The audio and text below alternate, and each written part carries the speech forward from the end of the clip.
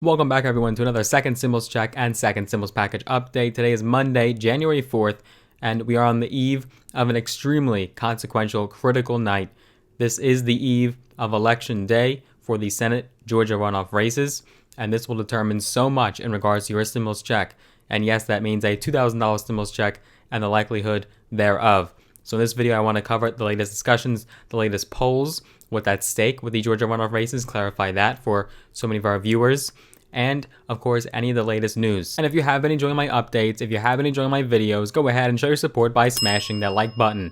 Give the video a big thumbs up, smash that like button. It will just help with that YouTube algorithm, so more people actually see the video, more eyeballs will get to my channel. So I'd appreciate if you could do that. And if you want to see more videos from my channel, feel free to go ahead and hit that subscribe button, the big red button as well. And also hit the notification bell. That will notify you every single solitary time I do post a brand new video. So in regards to stimulus, and more specifically a $2,000 stimulus check, we have some new discussions from Larry Summers. Now, Larry Summers does not currently hold any power, but he is a former vice president of development economics and chief economist of World Bank.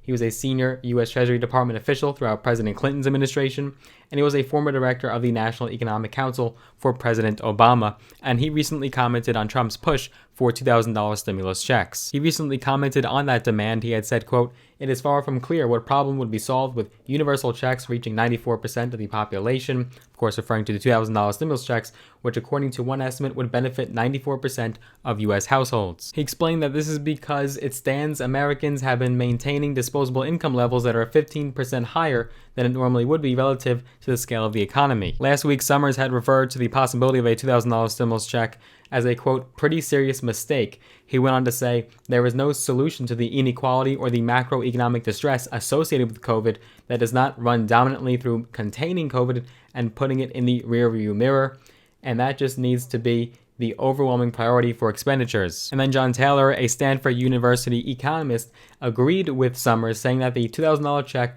issue doesn't really solve the problem of getting the U.S. out of the current recession. What are your thoughts? Do you think stimulus checks are necessary and incumbent to the vitality of the economy? Do you think it is necessary to keep this economy afloat, to send direct payments to Americans?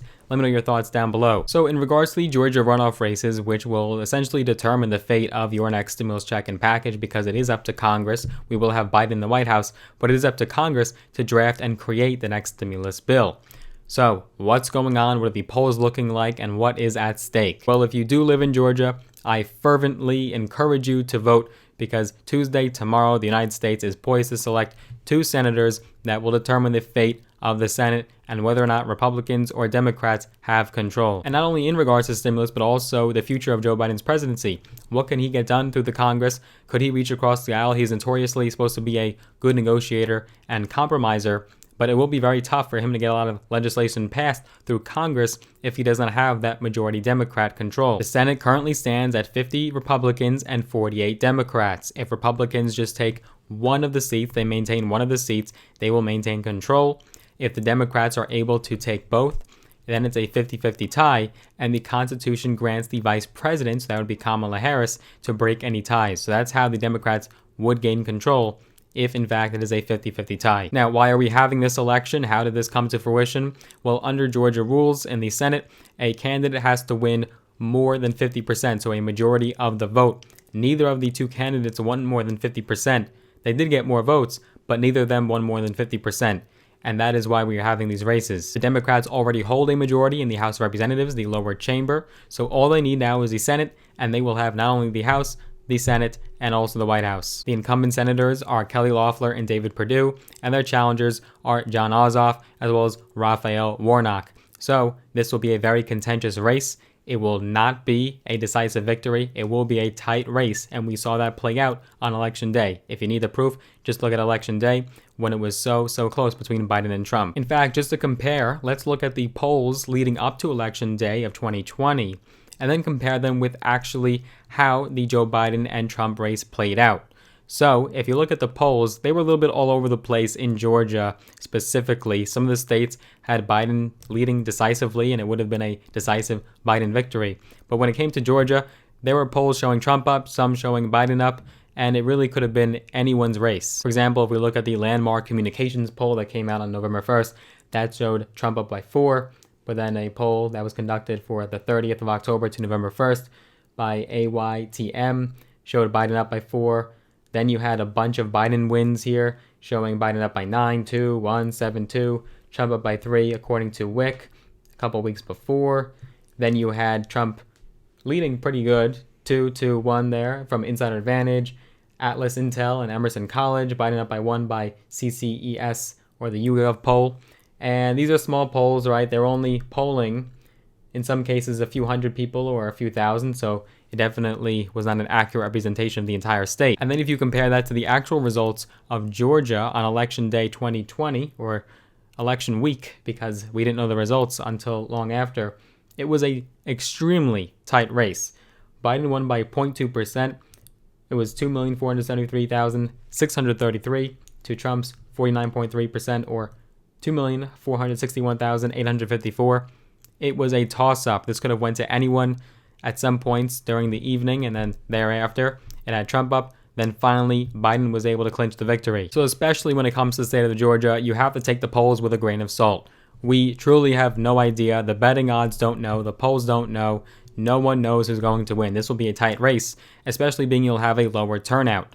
So we have an influx of mail-in ballots that are happening ahead of the race that would favor the Democrats, but Republicans will come out strongly for sure for their candidates. They're still loyal to some extent, but some Republicans will stay home because of their aggravation in regards to the election results. But it will be a tight race. We will not find this out the evening or just an hour after the polls close. This will be a tight race. I will be watching and I'll be staying up for sure. So again, don't get too caught up in the polls, but let's see where we are right now between Perdue and Loeffler and their challengers. So right now, a recent poll from December 30th to January 3rd has the Ossoff and Perdue race at an exact tie, 50-50. That was a poll of 713 likely voters. Not a bad sample. Likely voters are certainly better than registered voters. Likely voters are more likely to vote, of course. And then if you compare that, so in that same exact poll between Loeffler and Warnock, it has Warnock up by 2. Only 2 points, though, not a decisive lead. And then you look that same range of time, so December 30th to January 3rd, the University of Nevada, Las Vegas Lee Business School, 550 likely voters, has Perdue up by 1, 49-48, only up by 1. And then Loeffler and Warnock at a tie. So that race they have at a tie. The one below that, Ossoff, and is up by 3 there. Warnock up by 3. Then you look below that, Ossoff has a very comfortable lead at 7 points. And it had, same of these polls had Biden up by 7 points in the Georgia race, and he did not win anywhere near 7 points. So again, you cannot trust these polls. You have to take them with a grain of salt. But that same poll also shows Warnock up by 8. Then you'll see this quite below it, Perdue up by 2, Loeffler up by 2. Then you have a tie right below that, tie. The polls are all over the place. There is no clear winner here. There is no clear picture. We cannot take anything away from these polls because it's really not giving us a clear image of who's going to win. Now, the mail-in ballots do favor the Democrats, and we saw that on Election Day.